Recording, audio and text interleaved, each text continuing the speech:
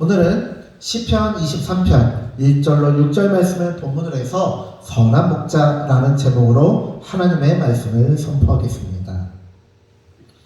시편 23편은 시편에서 그리스도인들에게 가장 사랑받는 구절 중 하나가 아닌가 생각합니다.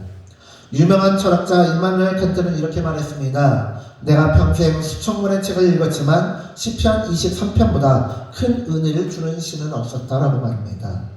왜냐하면 우리가 사는 인생은 험난하기 그지없는 인생인데, 인생이란 본시 고난의 연속이며 삶이 힘들지 않는 사람은 없기 때문입니다. 안수집사님, 뒤에다 두면 화질이 흐려서 안 보여요. 그리고 소리가 뒤에는 잘 안 들리거든요. 그러니까 이제 가운데는 앞으로 좀 해주시면 감사할게요. 네.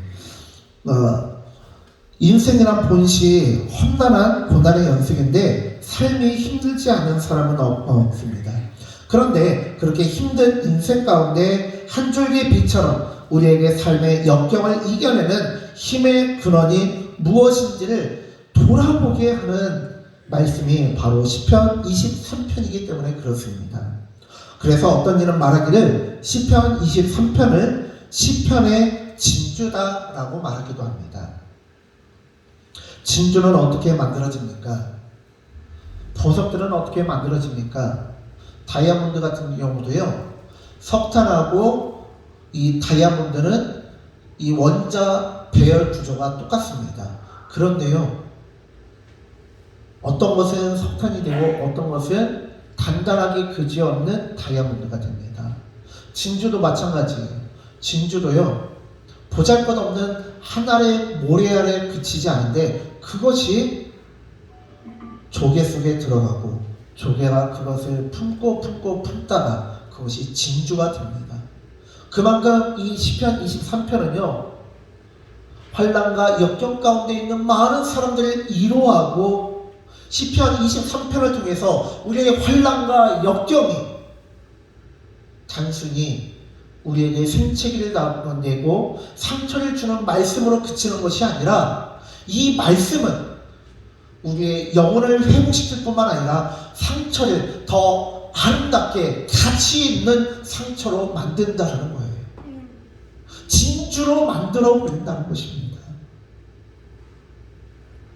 그렇다면 시편 23편의 시인은 구체적으로 무엇이라고 고백하는 것인지, 우리에게 어떤 신앙의 핵심을 꿰뚫는 본질을 알려주고 있는지 살펴보겠습니다. 1절에서 시인은 이렇게 외칩니다. 여호와는 나의 목자시니 내게 부족함이 없으리로다. 제가 연극 배우가 아니다 보니까 이 시편 23편 1절에 이 억양을 제대로 못 살리는데요, 결혼식 할 때 보면 주례 선생님이 신랑한테 물어봐요. 신랑한테 신부를 많이 사랑하십니까? 신랑이 신부를 사랑하는 만큼 큰 소리로 누구야 사랑해를 3번 외치세요. 그러면은 이 신랑들이요, 요즘 신세대 신랑들은요, 막 목청이 터져라, 찾아 사랑해 막 그렇게 해요. 그렇게 외칩니다. 그러면서 사람들이 그 모습이 귀엽기도 하고 아름답기도 하고 해서 박장대 소리 치기도 하고 박수를 쳐주기도 하는데요, 시편 23편 1절의 말씀은요, 다윗이 그렇게 기쁨 가운데 외치는 선언입니다. 그렇다면 시편 23편 1절에 여호와는 나의 목자시니 내게 부족함이 없으리로다 라고 말씀하고 있는 이 말씀은 우리에게 무엇을 알려주고 있는지, 무엇이라고 말씀하고 있는지를 한번 자세히 살펴보도록 하겠습니다.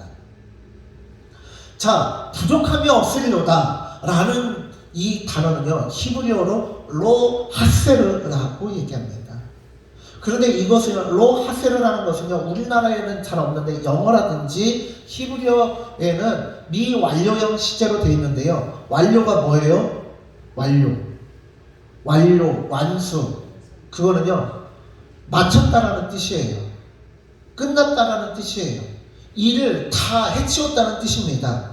근데 미완료형이라는 것은 뭐예요? 끝나지 않았다라는 것입니다. 완료라는 것은, 완료형은요 한 번으로 끝나는 거예요. 그런데 미완료형은 무엇이냐? 계속해서 지속된다라는 것입니다.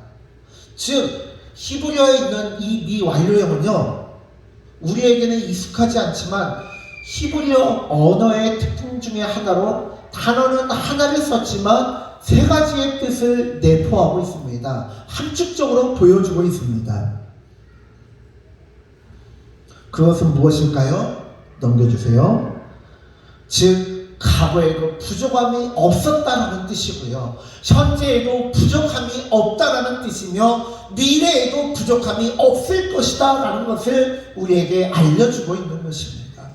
그것이 미완료형의 특징이고, 다윗은 미완료형 단어를 사용함으로 우리에게 과거에도 현재에도 미래에도 부족함이 없을 것이다 라는 것을 알려주고 있다는 뜻입니다.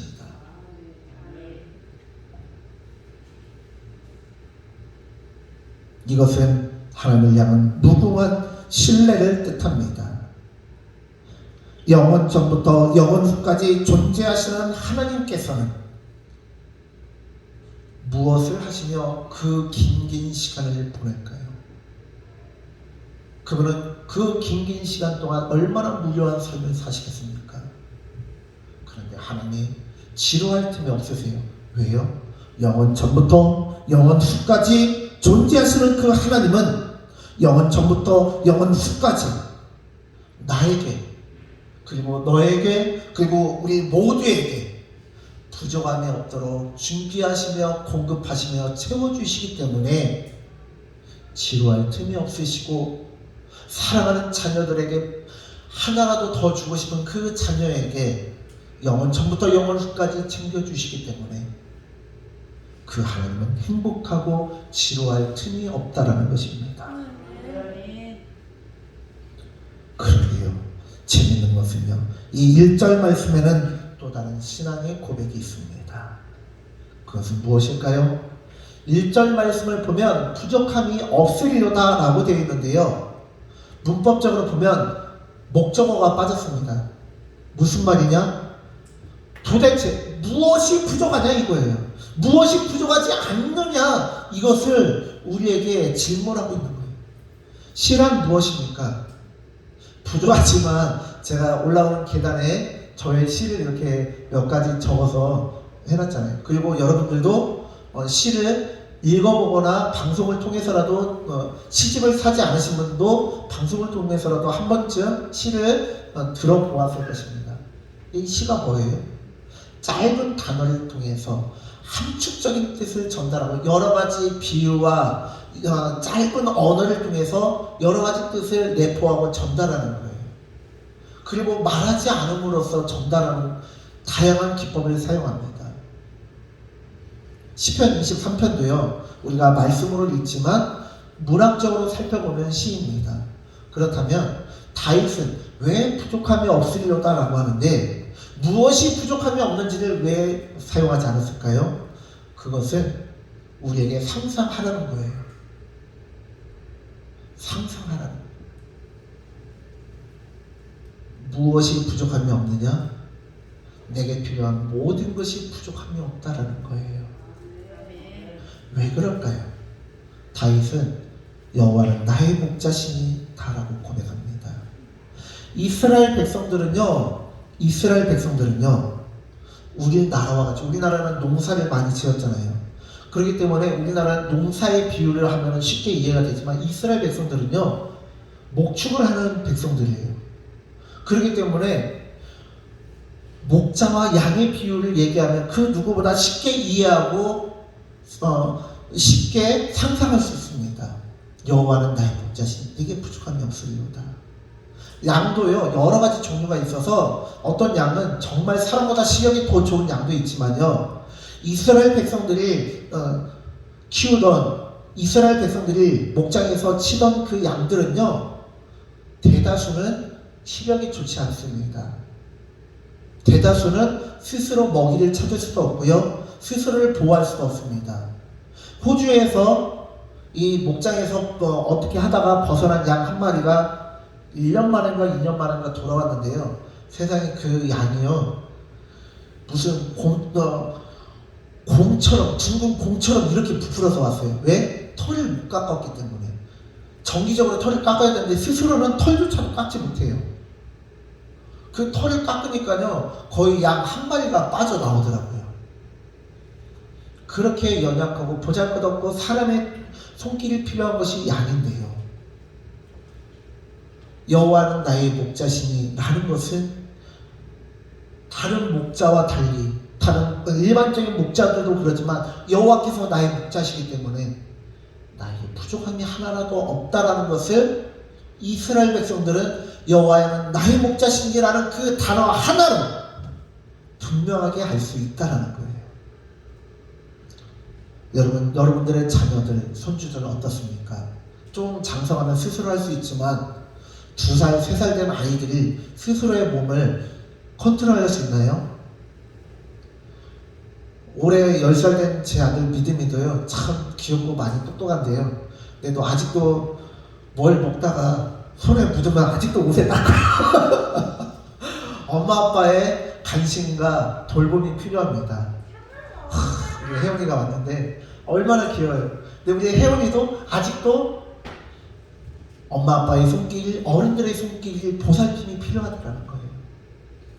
그런데 여호와께서 목자시다라는 것은 여호와께서 나의 모든 것을 챙겨주시고 모든 것을 아낌없이 부어주시기 때문에, 나와 함께 하시기 때문에 부족함이 없다라고 이 시편 23편 1절의 말씀은 우리에게 하나님의 본질에 대해서 알려주고 있습니다.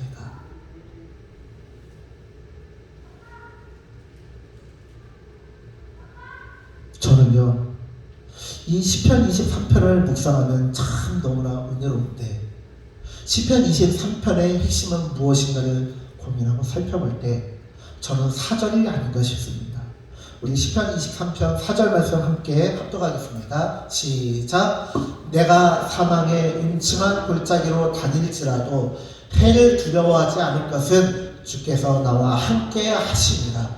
주의 지팡이와 막대기가 나를 안위하시나이다. 아멘. 내가 내 삶이 부족함이 없고 풍성한 일, 내가 안전하게 거할 수 있고 언제나 하나님의 권명과 위로를 받을 수 있는 이유는 무엇이냐? 그것은 주께서 나와 함께 하시기 때문이다라는 거예요. 시편 23편 1절의 말씀이 하나님께서 어떤 분이시며 그 하나님이 나에게 어떻게 행하시는지를 알려주고 있다라면, 4절의 말씀은 우리가 어떻게 살아가야 되는지 신앙의 본질에 대해서 알려주고 있다라고 할 수 있습니다.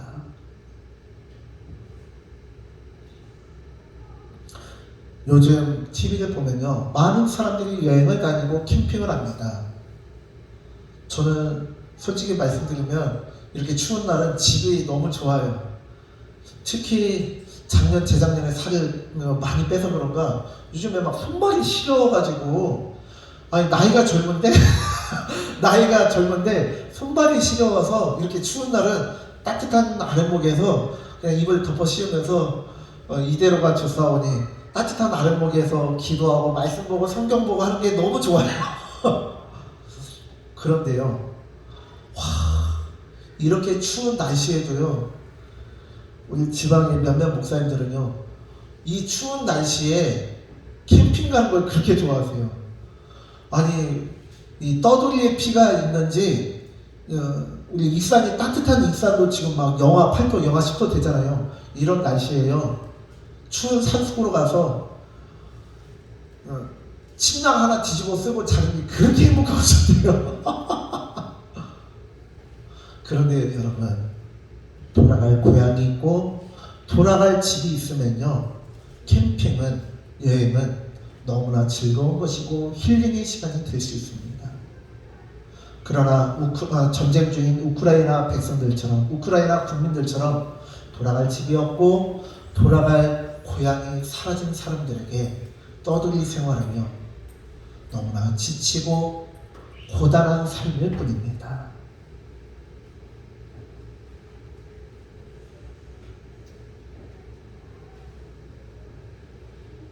그런데요, 주께서 나와 함께 하신다.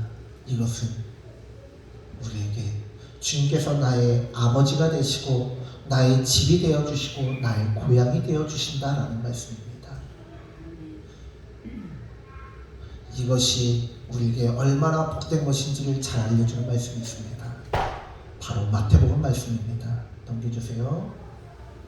마태복음 1장 23절 말씀 함께 합독하도록 하겠습니다. 시작.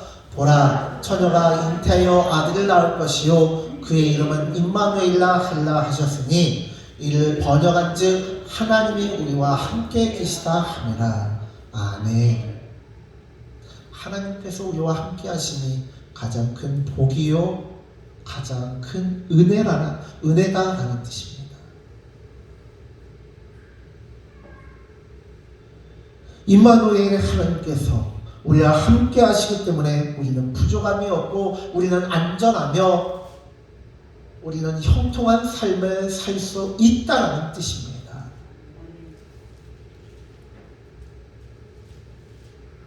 마지막 6절의 말씀을 살펴보겠습니다. 넘겨주세요. 6절 말씀 함께 합독하겠습니다. 시작. 내 평생의 선하심과 인자하심이 반드시 나를 따르리니 내가 여호와의 집에 영원히 살리로다. 아멘. 내 일평생 동안 하나님의 선하심과 인자하심이 반드시 나를 따르기 때문에 내가 여호와의 집에 영원히 산다라는 것입니다. 사람의 폭력과 권력 앞에 잠시 잠깐 사람의 겉모습이 통제당할 수는 있습니다. 그러나 그것은 사람을 굴복시키지 못합니다. 우리도 옛 이야기를 알고 있습니다. 어느 한 나그네가 가고 있는데 이 비바람과 그리고 태양이 누가 더 강한 존재인지에 대해서 다투다가 길을 가는 나그네를 보고 말합니다. 누가 저 나그네에 저 외투를 벗기는지 저 잠바를 벗기는지 그것을 가지고 누가 더 강한 존재인지 시합을 해보자고 합니다. 먼저 태풍은 비바람은 강한 비바람을 통해서 바람을 통해서 비를 통해서 그 나그네의 외투를 벗기고자 하지만 나그네는 춥기 때문에 그 외투를 더 단단히 여미고 그 잠바를 더 꽁꽁 싸매면서 날아가지 않도록 최선을 다했습니다. 안간힘을 씁니다. 그러나 끝내 그 외투를 벗기지 못했습니다. 비바람이, 태풍이 이제 더 이상 못하겠다면서 나가 떨어지고 포기하자 이번에는 태양의 순서가 되었습니다. 태양은 그저 말없이 그 나그네 곁에 다가갔습니다. 비바람으로 인해 온몸이 흠뻑 젖어버리고 추위에 떨던 그 나그네는 이내 햇빛으로 인해 온몸에 비에 젖어있던 그 비가 증발하고 이제는 추위가 가시고 더워지자 스스로 외투를 벗었습니다. 그것과 마찬가지로 하나님께서는요 우리에게 강제로 우리의 마음을 여시는 분이 아니에요. 그분은 강제로 우리의 마음을 벗기시는 분이 아니라 우리가 스스로 마음의 문을 열고 하나님 앞에 나아가도록 하시는 분입니다. 어떻게 해요? 선하심과 인자하심으로.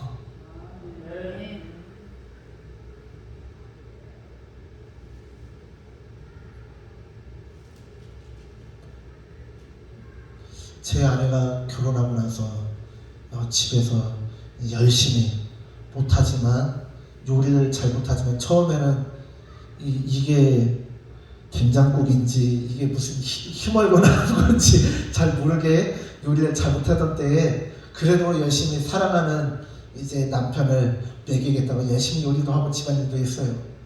그런데요 참 제 아내가 지혜로운 게 뭐 잔소리를 막 하면서 하는 게 아니라 자기가 이렇게 저한테 기쁨을 주고 사랑을 주고 하니까요 분명히 아내가 설거지를 하고 있었는데 어느 순간 제가 설거지를 하고 있어요. 분명히 아내가 걸레질을 하고 있었는데 어느 순간 제가 웃으면서 콧노래를 부르면서 룰루랄 하면서 걸레질을 하고 있어요. 제 아내가 저한테 잔소리하면 제가 했겠습니까? 예? 아 여보! 걸레질 좀요 하면서 막 잔소리하면 했겠어요? 안 하죠. 실내에 벗어지면 발이 춥네요.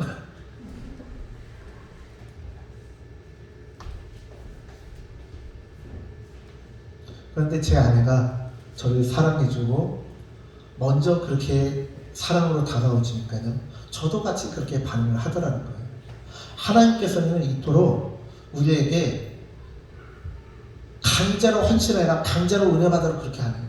어떤 분은요 막 은혜 받는 거에 대한 두려움이 있어요. 왜? 막 은혜 받으면 내가 막 교회에서 정신 못 차리고 헌신할까봐 내 시간이야 내 시간이고 물질이고 뭐 다 내팽개치고 막 광신도처럼 막 교회에 빠져 살까봐 걱정하시는 분도 있고, 어떤 분은 은혜 받으면 하나님께서 나를 뭐 어디 인도네시아나 아프리카 선교사로 보내실까봐 은혜 받는 거를 걱정하는 분이 계셔요.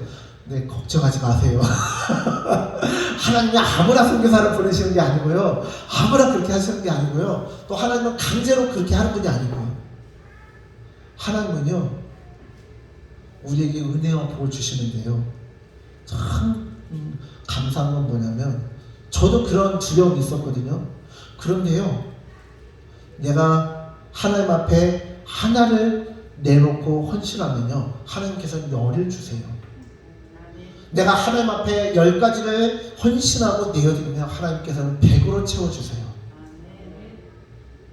그래서요, 내가 막 두려움으로 하나님 나 돈 많은 일 시킨 거 아니야? 그런 두려움이 아니라, 하나님께서 나에게 이렇게 크신 은혜를 주시는구나. 하나님을 알아가면 알아갈수록, 하나님을 닮아가면 닮아갈수록 하나님께서 더 큰 은혜를 주셔서 나도 모르게 하나님 앞에 더 큰 헌신을 하게 만듭니다. 기도하면 할수록 은혜가 넘치고요, 말씀을 보면 볼수록, 교회 안에서 이런저런 봉사와 헌신을 하면 할수록, 충성을 하면 할수록 더 큰 은혜와 복을 주시기 때문에 나도 모르게 어제보다 오늘 더 많은 일을, 오늘보다 내일 더 많은 일을, 작년보다 올해 더 깊은 신앙의 경지로 나아가게 하셔요. 시간이 지나면 지날수록 하나님 앞에 내 마음의 지경을 10%, 20%, 30%, 50% 점점 더 많은 영역을 포기하고 내어놓고 올려드리게 됩니다. 그리할 때 내 삶이 없어지는 거 아니냐고요? 아니요. 오히려 나를 더 나답게 만들어주시고, 오히려 더 보람차고 행복한 나로 만들어주십니다. 하나님은 여호와는 좋은 목자시오 선한 목자이십니다. 그러기 때문에 다윗은 시편 23편 6절에서 이렇게 외칩니다. 여호와의 집에 영원히 거하리로다. 사랑하는 성도님들, 바라기는 시편 23편 6절의 고백이 여러분들의 고백이 되어지시길 바랍니다. 시편 23편 6절의 고백이 여러분들의 고백이 되어지길 바랍니다.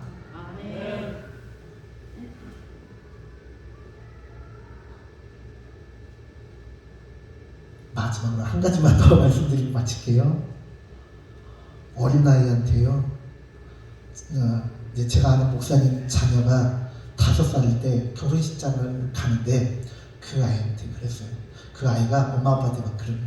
엄마 나 저 쫀득이 사줘 막 하면서 이렇게 막 떼를 쓰는 거예요. 근데 엄마 아빠는 황당한 거예요. 왜? 지금 어디 가요? 결혼식장 가요. 결혼식장 가면은 어디에서 밥 먹어요? 결혼식장에서 밥 먹고 결혼식장 뷔페에서 수백 가지의 맛있는 걸 먹어요. 근데 쫀득이가 맛있어요? 뷔페 음식이 맛있어요? 쫀득이가 더 맛있어요? 나중에 우리 기쁨 믿음의 결혼식 때는 쫀득이만 준비해도 되나요? 당연히 그 뷔페 음식이 더 맛있잖아요. 그런데요, 그 아이는요, 결혼식장 가서 김밥도 먹고 갈비도 먹고 고기도 먹고 하자는데 끝끝내 때를 쓰면서 쫀득이를 사달라는 거예요. 그런데요, 하나님의 은혜를 경험하지 못한 사람은요, 이 어린아이와 같은 거예요. 하나님의 은혜를 경험하면 경험할수록 우리 가운데 더 큰 은혜와 더 큰 행복이 있다는 것을 깨달은 사람은요, 세상이 주는 기쁨, 행복, 쫀디기와 같이 잠시 잠깐 불량식품같이 우리에게 기쁨을 줄 수 있지만 우리에게 더 유익하고 은혜롭고 더 맛있고 더 우리를 살찌게 하고 건강하게 하는 그 영의 양식을 추구하게 됩니다. 사랑하는 성도님들, 이 영의 비밀을 깨닫고 내가 영원히 여호와의 집에 거하리로다 라고 고백하시는 저와 우리 모든 성도님들 되어지시기를 간절히 축원합니다. 기도하겠습니다. 주님, 우리가 오늘 주님의 말씀을 살펴보았습니다.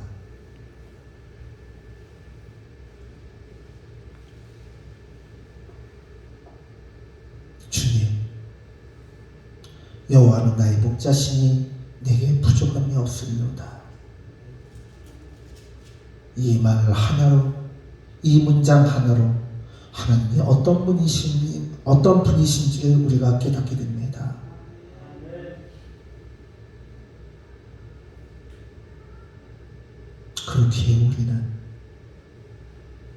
그렇기에 우리는 신앙이 얼마나 행복하고 즐거운 것인지를 깨닫게 하여 주옵시고, 그렇기에 우리는 여호와의 전을 사모하며 하나님을 만나고 교제하며 알아가며 닮아갈 수 있는 그 여호와의 전을 사모하며 여호와의 전에서부터 흘러나오는 그 은혜를 사모하는 자 되게 하여 주시옵소서. 감사드리며 예수님의 이름으로 기도드렸습니다. 아멘.